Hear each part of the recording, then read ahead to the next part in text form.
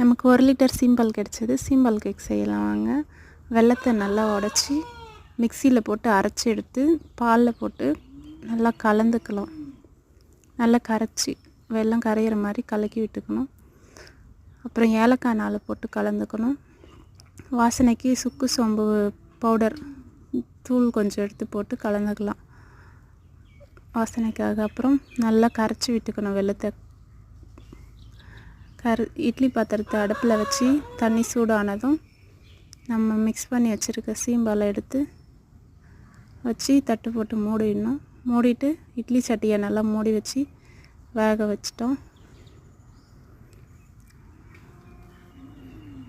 அப்புறம் திறந்து பார்த்தா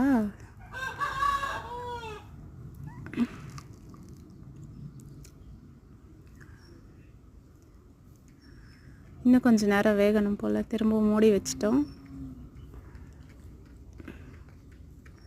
திரும்பவும் திறந்து பார்த்தா கேக் வெந்துடுச்சு.